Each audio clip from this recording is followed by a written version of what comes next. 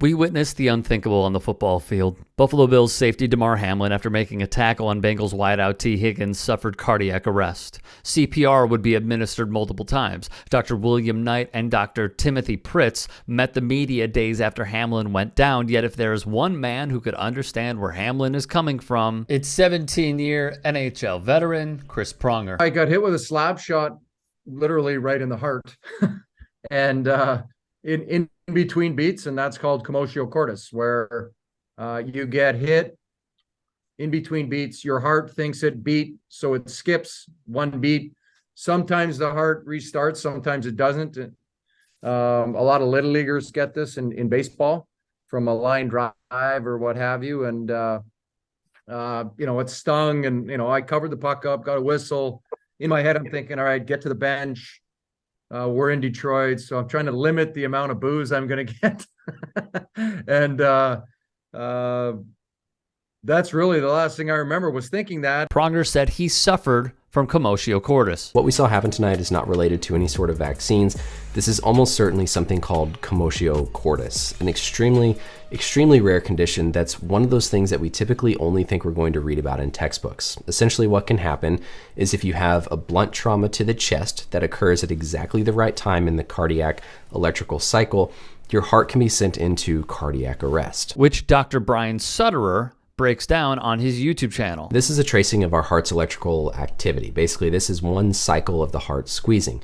Starts off with this P wave, which is the electrical activity of the atrium at the top of the heart squeezing, then the QRS complex, which is going to be the ventricles acting, but then the last phase is this T wave, where the ventricle basically depolarizes and kind of resets to get ready for the next cycle.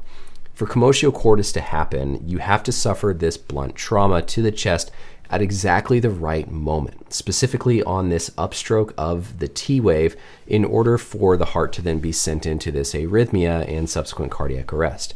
This is one of those things that not only do you have to have a high enough force, but it has to happen within milliseconds of a time window, because if that impact comes at any other time in this electrical cycle, you're fine. You don't go into this. Playing against the Detroit Red Wings as a member of the St. Louis Blues, Pronger sacrificed his body to block a slap shot. He would be taken off the ice on a stretcher. The Buffalo News' Lance Lysowski would write, like Hamlin before his collapse on the field, Pronger managed to stand up following the impact and took 2 strides before falling to the ice.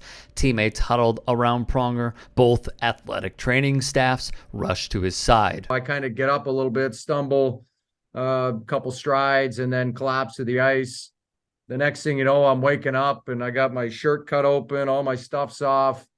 I'm looking up at the rafters and looking up at the banners in Joe Louis Arena, and looking over to my right, and I can see our bench. Guys are crying, and you don't really know what's going on. The Blues' trainer nor their team physician could find a pulse on Pronger's neck or wrist. Pronger's lips were blue and becoming bluer by the second, while his eyes were rolled back into his head. One trainer cut Pronger's jersey and shoulder pads to prepare to perform CPR when suddenly he awoke. When you see somebody fall the way that you do in these situations, you clearly can tell something is wrong. And they were quick to get out to me and start working on me. He would tell the Washington Post, "For me, it could have been much worse. From a timing perspective, right place, right time, and timing of the heartbeat, the timing of the shot that hit me, all those things just made it a perfect storm. It was like winning the lottery." The reason I passed out was there's that much oxygen in one heartbeat.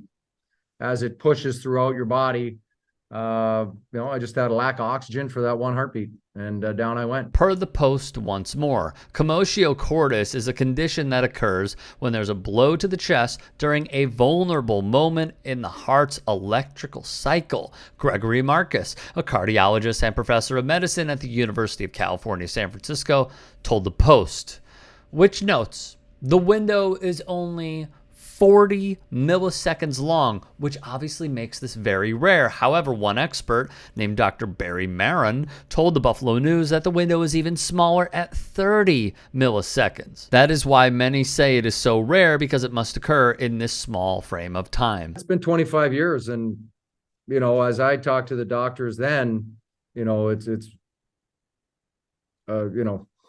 does not happen very often. It hasn't happened in hockey since, which speaks to the abnormality of this actually occurring. It is something another athlete has experienced, University of Iona baseball player Nick DiCarlo.